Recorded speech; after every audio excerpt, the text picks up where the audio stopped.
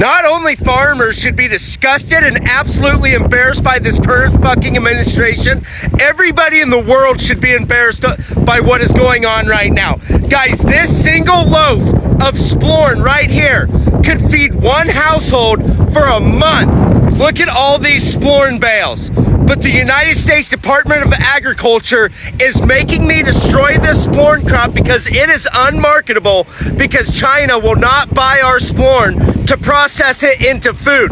And so the United States government is giving me a grant to destroy these bales. Now, where's my morality? I should not accept the money, and I should donate these bales to the hungry and needy. But here's the thing, I signed my fucking life away with the Department of Agriculture, and I am legally bound to destroy these bales in order to receive my $896,000 check for this splorn crop that I cannot market because China refuses to buy our splorn. What the fuck, America?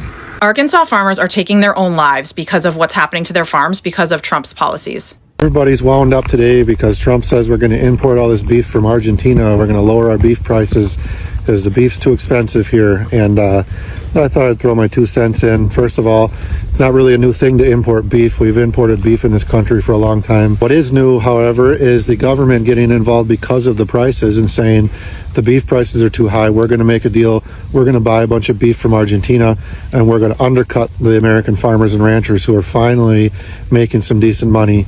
And that's just, it's a socialist mindset, if you ask me. That's not what I've grown up thinking as an American market, you know, supply and demand. Where did that go? You know, I don't think it's really hit home the amount of damage that Donald Trump has done to our farmers. Yeah, I don't think people have, including our farmers, have really had it sink in yet what's happened. Other nations like Argentina and Brazil have all expanded their soybean production. There's no fixing this. Those markets aren't coming back.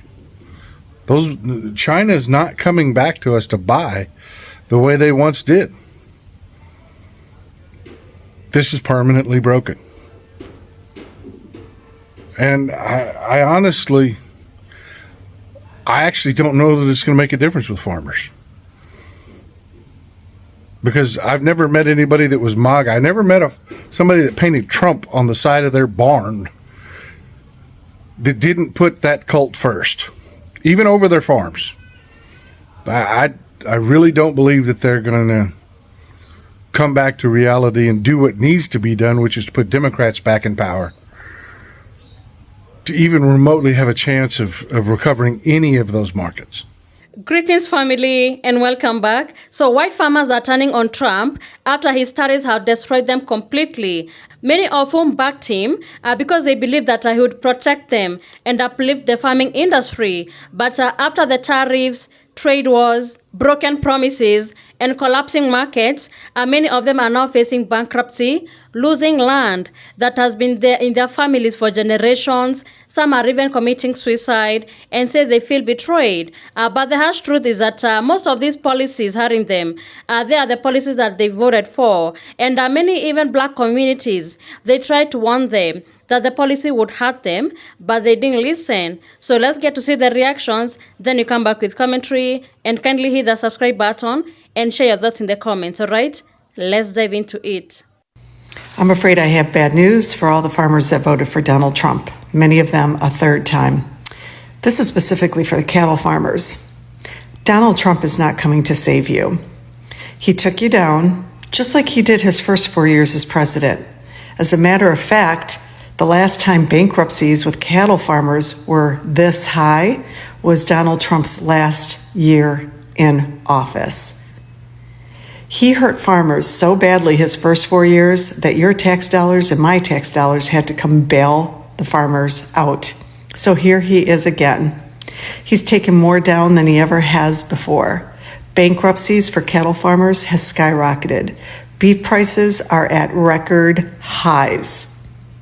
And now, as consumers, what we're having to deal with is quality of beef issues because Donald Trump's administration laid off a shit ton of regulators that enforce food quality safety. They're using meat fillers that are like a consistency of pate. There's tumors and cysts that are making it into the beef through the food processing plants. This is the kind of stuff that happens when you have a reduction in regulators. And Donald Trump this time around, after battering the cattle farmers, came back and gave Argentina $20 million and then followed up a couple weeks later with another $20 million to help them with their beef sales.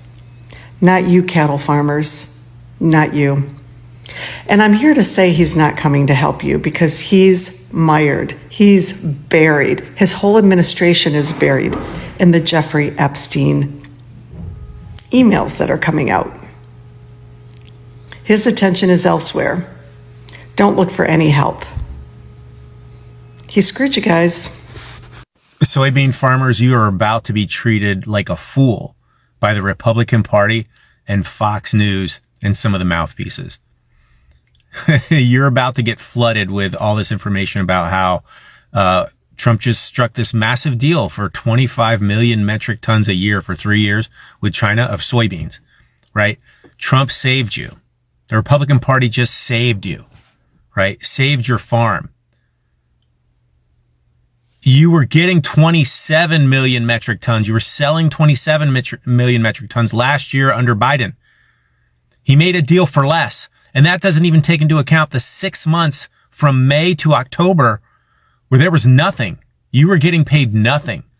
The American Soybean Association estimates that soybean farmers lost an estimated $10 billion in those 6 months.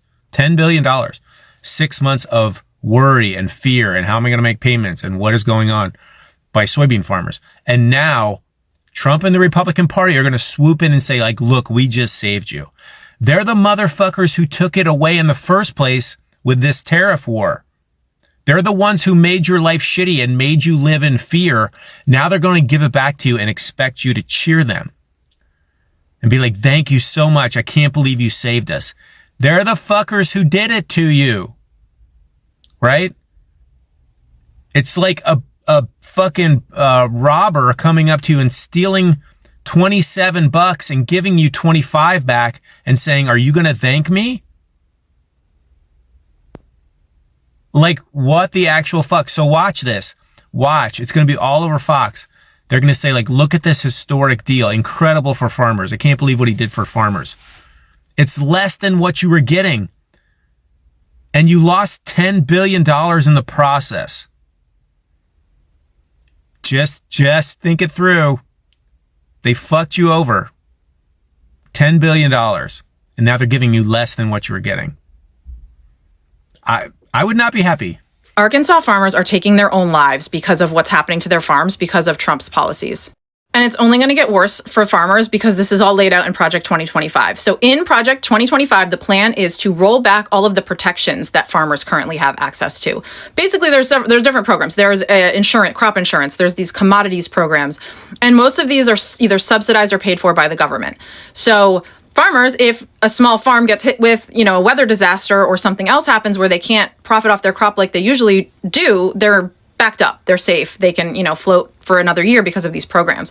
They want to get rid of these programs. They want to take the burden of these programs off the government and put it back onto the farmers, meaning these small farms get hit with one disaster and they're fucked. They're done. Guess who won't be done, though, if they get hit with one disaster? Giant mega corporations, these huge corporate farms that have all the capital they need to float if they get hit with a disaster. They're not going to go under. What they're going to do is buy up all these little farms and consolidate them into these giant mega farms. That's what the plan is.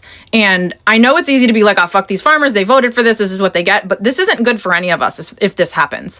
I know, like, the FAFO is delightful, but it isn't good for any of us. And it's scary. Like, these are the people that feed us, that provide our food, and we need them. And it's horrifying to see what they're trying to do to them. A while ago, how I don't feel like the U.S. population truly understands how much farmers and ranchers are struggling right now. Let me just put some things into perspective for you. To my dad, who's been farming apples his entire life. Their Granny Smith numbers back, and it costs them roughly about $50 to pick for a bin of apples, which is 1,000 pounds, okay?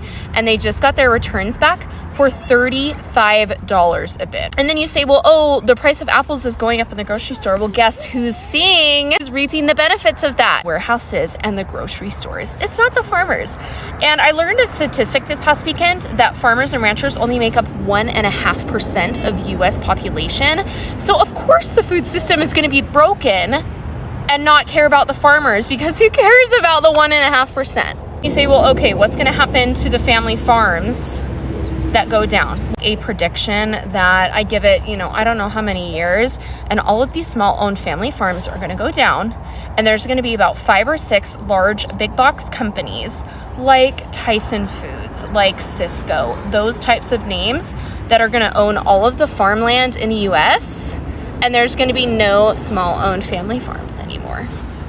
Sorry to be a pessimist, but there's a little real farming for you. There's a major outcry going on in the US farming industry right now because so many farms are struggling. And I've seen videos this afternoon from Arkansas, for example, where farmers have got together and they're asking Trump for social assistance. They're saying, hey, help us out. But this is the policies that they voted for. They voted for mass deportations. And now it's going south on them big time. So what do these guys expect? And now they're asking for money because their farms are going out of business. They said their markets have been taken away from them. They said they don't have enough labor to pick the crops. And as a result of that, their farms are dying. And so is the livelihood. But these are guys, especially in Arkansas, who voted overwhelmingly for Donald Trump and his policies. And now they're asking for handouts. Sorry folks, no sympathy from me. Let me know what you think about this in the comments. Aw, Arkansas farmers, y'all losing y'all farms? And y'all on Beyonce's internet saying that you're gonna lose your farm if Umpy, who y'all overwhelmingly voted for, doesn't give y'all some aid? You mean that welfare that he took from poor people? Y'all need some more of that? Oh no. This can't be happening here. We're all gonna suffer for this. Prices are going up.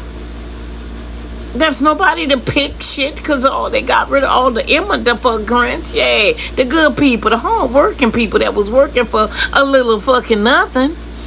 And y'all miss all that aid that y'all was getting because they cut that too. And you overwhelmingly voted for it. And you on here want some empathy, sympathy, and some fucking compassion. Baby, let me tell you something. We already fucking hurting. Everybody's suffering. Them motherfuckers in the White House don't give a fuck about you. And y'all FAFO, it's called karma, baby. And it's smacking you up in the ass. Right up in the coochie pooch. Y'all got a motherfucker clutching her pearls that she even got on. I feel so not so sorry for you. Now listen to mama. You didn't listen to the 92%. You didn't want a black woman, so you sure ain't gonna listen to mama's fat ass. But let me tell you, listen. Racism hurts. But guess what? Stupidity hurts more. Nah. So when you sell that farm, guess who waiting to buy it? Vancy. Yeah, so he could put some fucking white folks over there. Yeah, those new fucking white folks that went and got. Yeah. Y'all fell right into it. And guess what? A black woman tried to warn you. But you didn't want her because y'all didn't like her laugh. Guess how much she laughing now, bitch. Guess. So the other day I heard that in Nebraska, farmers are about to lose their farms because they voted for Trump. If they only had someone to let them know that voting for him was going to be so disastrous. Oh no, wait, they did. But I guess the only thing left to do now is to sing about it. There was a farmer had a farm, E-I-E-I-O. He was racist and he voted for Trump, E-I-E-I-O. With a racist here and a racist there. Here, there, everywhere there's ICE raids. There was a farmer had a farm. E-I-E-I-O. Keyword here is had. What's happening right now among American farmers isn't just an economic story. It is about choices, consequences, and ignored warnings. Black Americans and other economists warn the farmers that the tariffs would hurt small farms. You cannot fight a global power like China and expect to come out stronger, but they didn't listen. The farmers believed in slogans, rallies, and tough talks.